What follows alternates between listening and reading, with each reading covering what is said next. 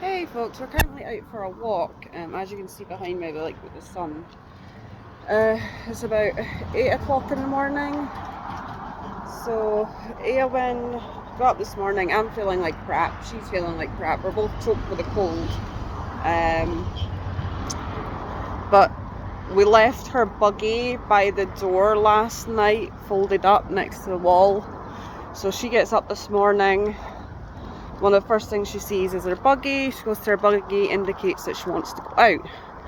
Initially I'm like, no, it's too early in the morning, we can't go out yet.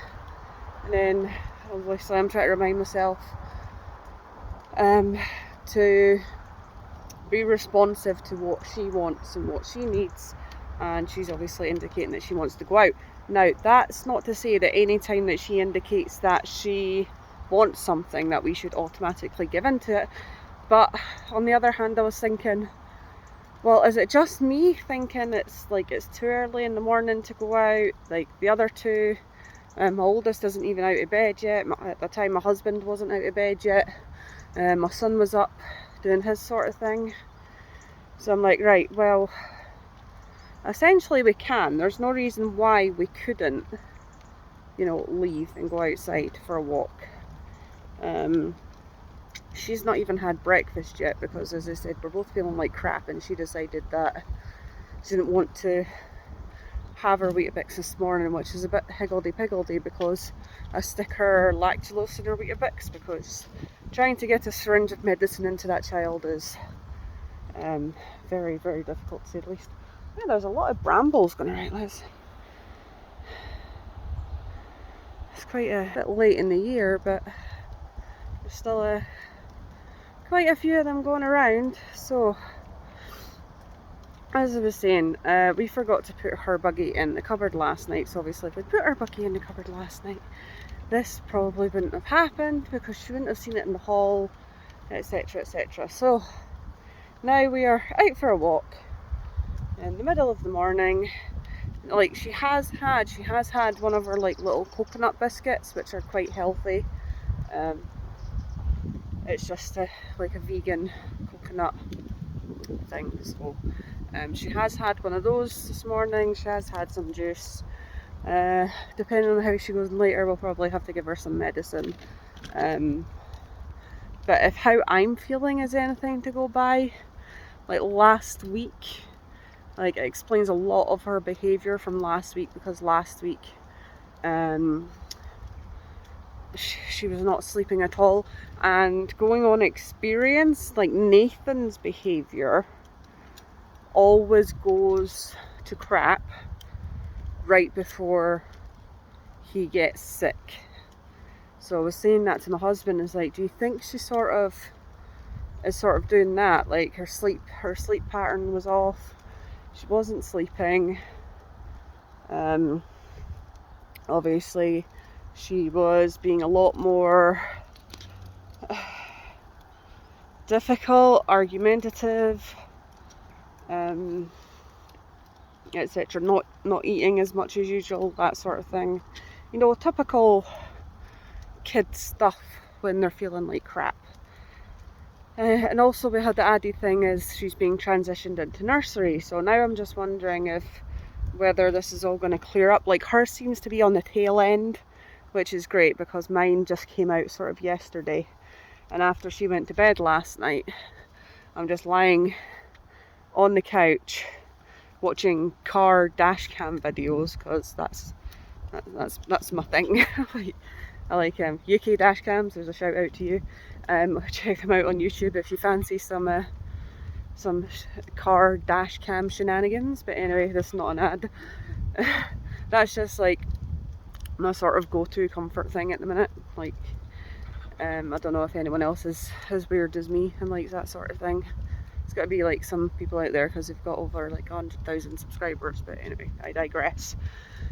So yeah, I'm lying on the couch drinking my Coca-Cola can through a straw, because fizzy juice always makes this feel a bit better when I'm sick. I don't know why. Maybe someone that's more educated than me can explain it to me. Probably the carbonation, the bubbles. You probably can't see my face too well because of the light. As I say, it's still quite early in the morning, so obviously, hello Trouble. Given that it is so early in the morning, it's still pretty warm. As I said, she doesn't have a jacket on, but she's got her vest and her long sleeve top on. As you can see, I'm just in a short sleeve t-shirt. I'm just actually double checking I put it on the right way around this morning, because like after I decided we were going out, I just chucked some clothes on me, chucked some clothes on her. Now she does not like to get dressed. She is the sort of child that in the house she likes to be stripped down, which is fine because our son was the same at this age. Now he likes to be in sort of in his pants and a t-shirt in the house. But when he was a similar age, he didn't like wearing clothes at home either. And that can just be like a typical toddler thing, to be honest. And especially if they've got sensory needs. And obviously clothes are scratchy. We are not going to force her to wear clothes in the house, because obviously home is her safe space. So if she wants to chillax in her nappy crouching on the floor, that's probably why I've not been posting up as many videos recently, because obviously I'm not sticking videos online of my kid in just a nappy. We don't know who's out there. So yeah, so the one way to get her to want to wear clothes, look at all the, I need to come up, like I don't have a little baggie on me today. Look at all these guys. I wish I brought like a Tupperware tub with me or something, because these are absolutely banging. I'm gonna have to come up here tomorrow or something. Yeah, one way to get her to want to wear clothes, she uses her shoes as an object signifier. Again, not an ad. I never used Geox before having Eowyn, but we tried Clark's, we tried some other shoes. Geox seems to work for her. She like finds them comfortable. A lot of them you can get that are vegan and recycled, so there's that. But anyway, so one way to get her to want to wear clothes is by going outside. Obviously you were going outside, you need to wear clothes on. I'm taking it that somewhere deep down she's like figured this out, because she wanted to go in her buggy. She was just wearing a nappy this morning, so I show her her shoes, which indicates we're going outside, you need to put clothes on. So obviously sit her on my knee, get her dressed, and she still does it like with a fuss, but it's not as much of a fuss if she didn't understand that we were going outside. So if I was just putting clothes on her for what would appear to her to be no apparent reason, she would kick and scream and fight that tooth and nail. But obviously she understands we're going outside, clothes need to happen, and that's what happens. And she still grumbles about it, but there's no kicking, there's no screaming, there's like none of this sort of thing. So it's all about, obviously people will say this again and again and again, it's all about routine with autistic kids and autistic adults. And I don't know how ADHD works, although people have told me I've got it. That remains to be seen. But anyway, I don't know how routine oriented ADHDers are. But yeah, obviously with autistic kiddos and autistic people, it's when they understand, and everybody thinks of routine, like a lot of people think of routine, but I'm getting so jealous of all the brambles out today. So jealous. I did ask my husband to pick up sandwich bags, but he forgot, so we'll probably do that when we go back, because we live above a shop, so there's that. But yeah, go off on a tangent me. There's a so yeah, everybody thinks of routine as like this is what a routine looks like.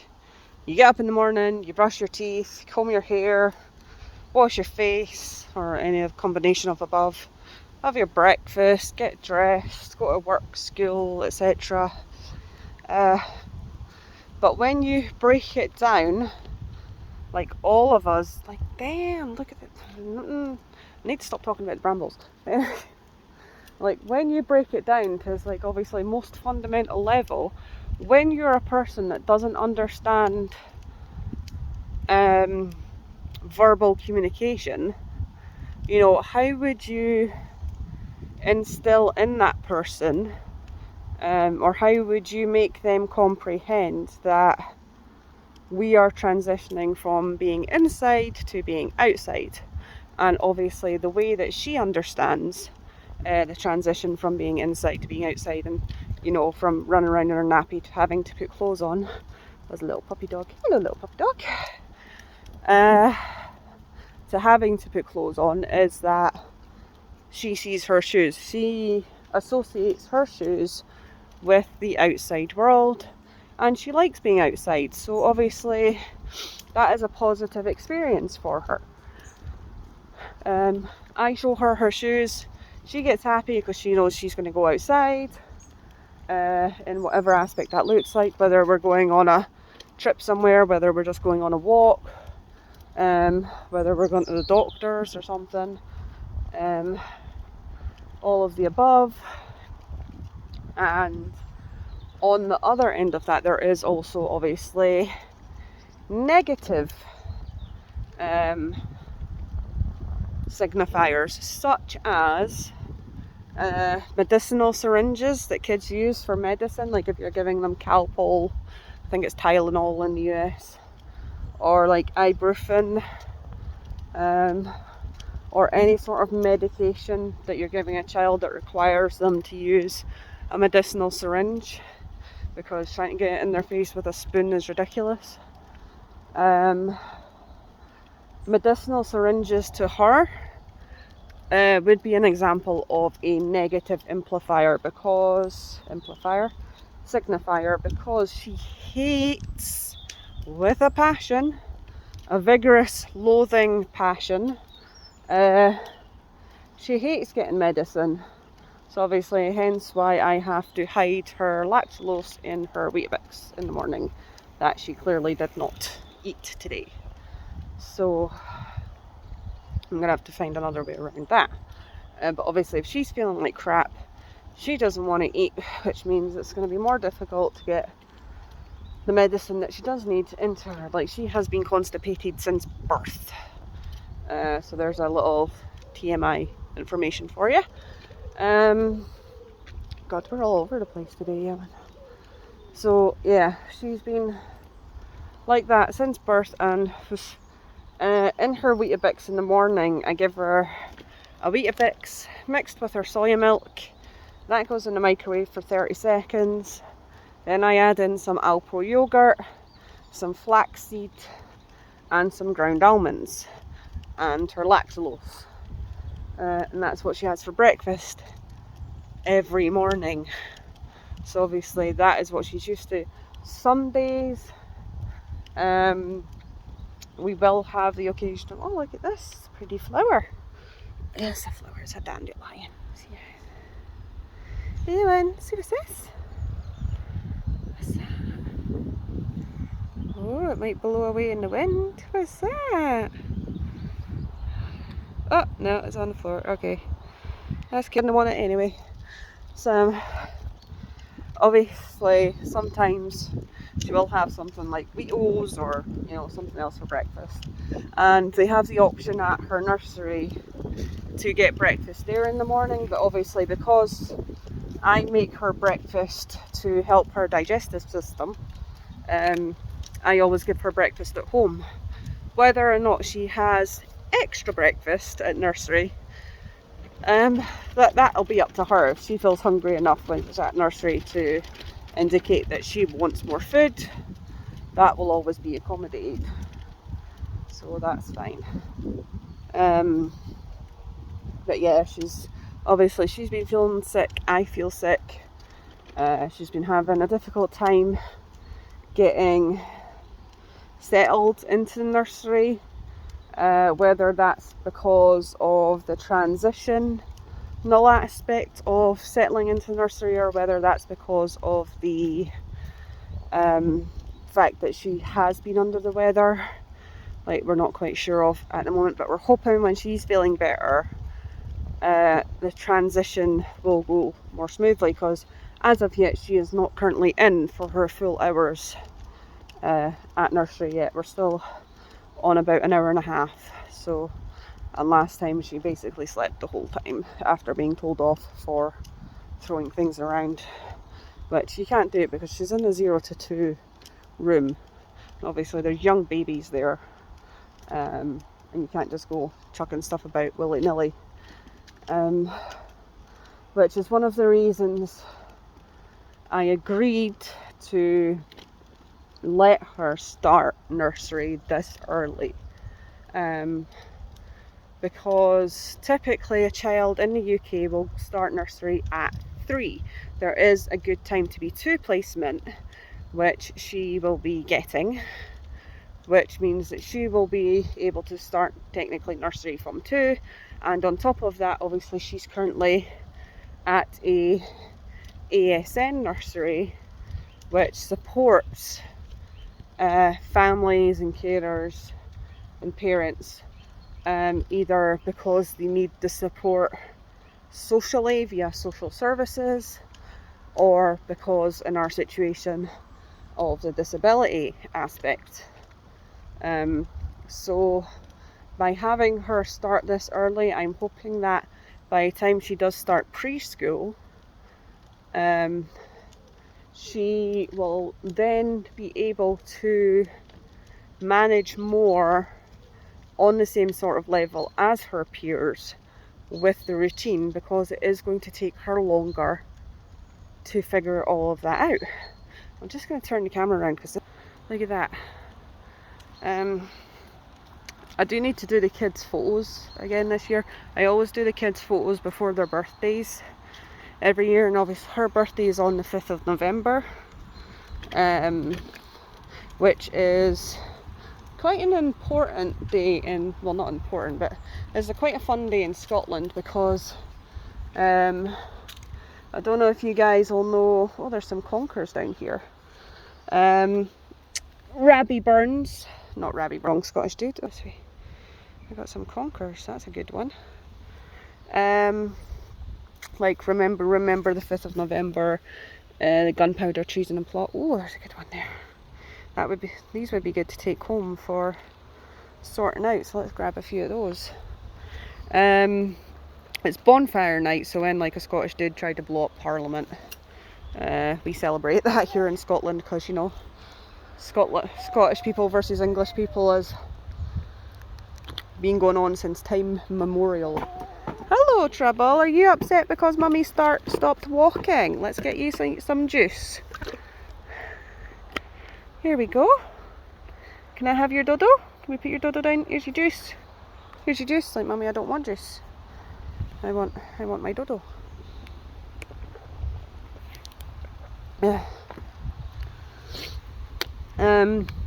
So we just sort of refer to her as our bonfire baby. I'm just going to see if I can find some more conkers. We can use these for play at home. Well, that's a good one. Because obviously inside is that sort of nutty thing we saw at the start. And I know some people will probably come at me going, she might be a bit young to play for those. Obviously she will be supervised the whole time. And thankfully she's not one for putting weird crap in her mouth. Our son was like that. Actually, one time he shoved a peanut up his nose, a salted peanut. Is there any more I can grab from this tree? Yeah, it was a salted peanut, and at the time I didn't drive and I couldn't get out myself, so I had to take him in a taxi to the hospital, and every 2 minutes, well, not even 2 minutes, every sort of 10 seconds he would like sneeze. Oh, look, there's a little tiny one down here. Got like a little bump in it. It's pretty cool. I might put these on a string actually. These would be good for some autumn crafts.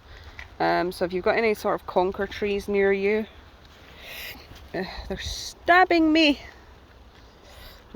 Nice view of my bag there. But yeah, so I'm gonna go pick up some of these, finish the rest of our walk, and upload this video when I get home, and I'll get back to you guys later. So thanks for tuning in. Bye.